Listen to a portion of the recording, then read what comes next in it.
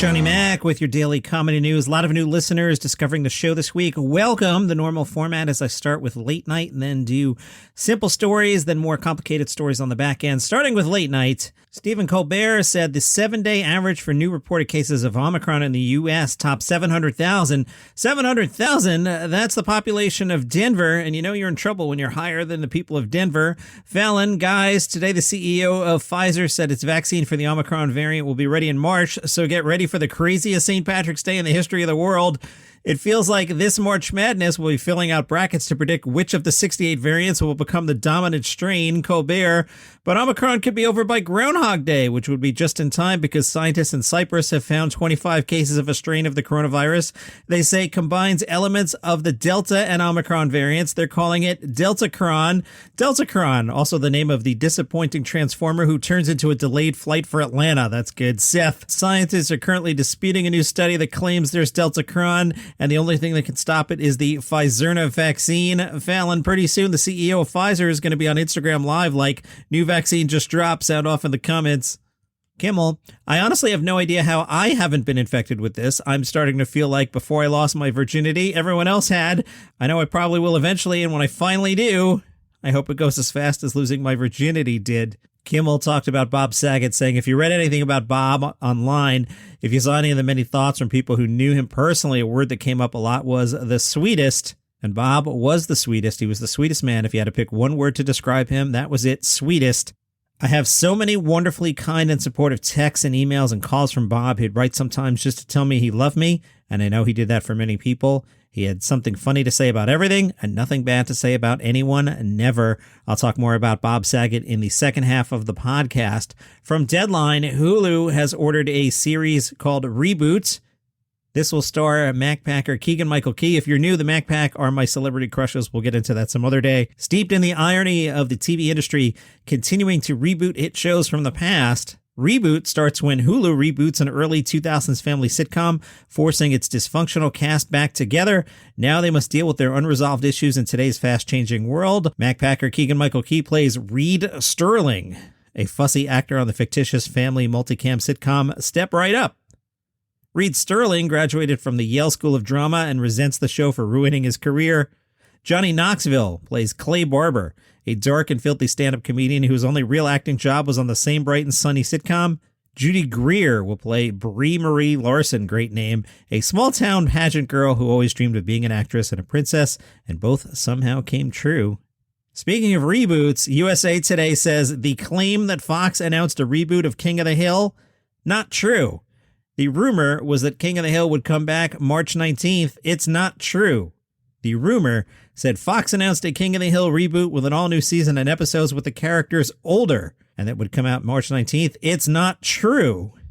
Fox Television made a statement saying there are currently no plans to reboot King of the Hill. Now, interesting to me that Fox is saying that this animated series does not exist because Fox has been perpetrating one of the greatest hoaxes of all time when it comes to animated series. They claim to have a show called Bob's Burgers, which claims to have been on the air for 12 seasons. Now, new listeners, I'm going to ask you two questions. The longtime listeners know these questions and are already giggling, but I'm going to ask you, new listener, two questions. One, have you ever seen Bob's Burgers? I know you've seen promos for it.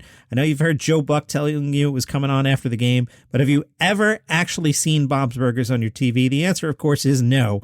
And more importantly, have you ever met anyone who has seen Bob's Burgers? No. This show's supposedly been on for 12 years. I've never met one person who has seen Bob's Burgers. How is that possible? Well, now, from Variety, the hoax is getting bigger. There's a trailer for the Bob's Burgers movie. And I will concede to you, the trailer clearly exists. But on Sundays, promos for Bob's Burgers exist. I see the promos. I'm not saying the promos don't exist. I'm not saying there's not artwork. I'm not saying there's not a website. I'm telling you, the show doesn't actually air on Fox on Sunday nights. Have you ever seen it? No. Have you ever met anyone who's ever seen it? No.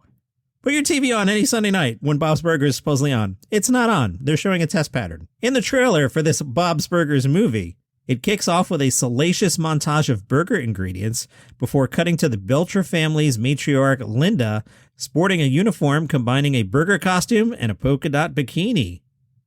Linda shouts, "Fresh hot burgers, sexy burgers, it's summer and sex sells, baby."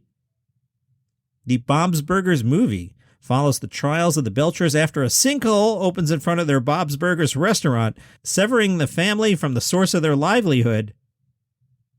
While parents Linda and Bob brainstorm new business strategies to stay afloat, their children Tina, Jean, and Louise band together to embark on an adventure involving horse riding and robots to save the family's restaurant. This is touted as a musical comedy mystery adventure. Now, some of you don't believe in the conspiracy. The Bob's Burgers movie was first announced in 2017. Let me count on my fingers here. 2017, 2018, 2019, 2020, 2021, 2022. So we're in the 6th year of the Bob's Burgers movie supposedly actually coming out. 6 years. The show's been supposedly on for 12 years. This time, the Bob's Burgers movie is set to debut May 27th, 2022. Let's see if it actually happens. Dan Bublitz tweeted me at DCNPod. I'm sure he would have loved to have tweeted me at Daily Comedy News, but somebody has that handle and has tweeted once, and the jerks at Twitter won't give it to me. So Dan Bublitz tweeted at DCNPod and was like, hey man, SnoJam Comedy Festival lineup, do it. And I'm like, okay, Dan Bublitz, I'll check it out. SnoJam, January 19th through the 22nd in Sioux Falls, South Dakota. Pretty robust lineup. Ben Marcotte, Cameron Logston, Chris Fryer, Cody Ulrich, Dan Bublitz Jr. I wonder why Dan Bublitz Jr. wanted me to promote this. David DeCaro, Mary Mack, a favorite of mine, and supposedly the reason Dan Bublitz Jr. wanted me to promote this thing. Maxie Whitetrack, Nathan Holtz, Paige Polsnack, Paula Kowinski. We're only up to K. I'm not reading the rest of these, SnoJam. You got too many comedians. Your festival's too big. Everybody go to SnoJamComedyFest.com for the rest of the lineup. I see what you did there, Dan Bublitz Jr. Let's head on over to Gossip Corner. Imagine being a celebrity and having to put up with this crap. From the Daily Mail, a British newspaper. Pete Davidson cut a low-key figure when he left Nobu and Malibu on Monday night alongside Suicide Squad actor Joel Kinnaman. I guess they're in that movie together, theoretically. Pete's in that movie for like 2 seconds. Love that film. Pete Davidson, 28, donned a blue hoodie and oversized jeans as he left the celebrity hotspot alongside Stockholm-born Joel, who's 42, and in Pete's left hand, he carried a small takeaway bag. Joel looked typically dapper in stylish all-black look, and the stars stopped for a chat before hopping into waiting cars and being whisked home. While waiting, Pete was seen checking his phone. Boy, there's no privacy. I'm also surprised you can just wear a blue hoodie to Nobu. Or do you have to be Pete Davidson? Like if I show up in an oversized blue hoodie, will it be, oh, Johnny Mac, your table's ready? David Spade is on Jimmy Kimmel tonight. Sarah Silverman and Louis Black are on with Fallon. Joe Rogan was the guest on Tim Dillon's podcast. That was a good listen. From Page 6, a haunting video shows Bob Saget bidding farewell to his audience on Friday night. Tim Wilkins was the opener and told Page 6, on Saturday night when it got to 1 hour and 45 minutes, I thought, oh, he's having too much fun. He's not coming off. He wasn't partying. We were drinking tea or coffee. That's the party for two guys in their 50s and 60s. We bonded really fast. We spoke for about an hour and just covered everything life and comedy. He raved about his wife, Kelly. He was so proud of everything she did, and he told me a bunch of things that she'd been working on. He loved his daughters. He covered that a few times. You know how important and special these people must be if someone can talk about them a few times in the space of an hour. Wilkins said Bob had been working on a special potentially for Netflix. He talked about COVID, travel, the state of everything. He was crafting a special about how divided we are. He wanted to work out a show that brought us together. That was going to be his message. He had this bit about being a fourth responder. He said it was his job to increase our endorphins with laughter and help all the other responders out there do their jobs. He was classic Bob Saget on stage. Everybody loves him as Danny Tanner, but his comedy's a little darker, even though offstage he's a sweetheart. People magazine caught up with Rebecca Barriswilt and her sister, Jessica Olberding.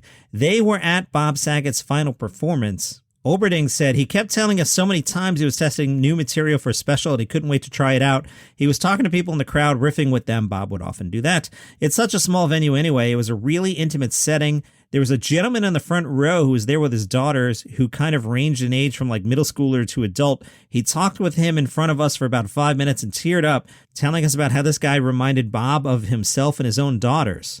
The other woman at the show said the way Bob looked in the crowd is almost like he was looking at you as he was telling the joke and looking to see everybody's response.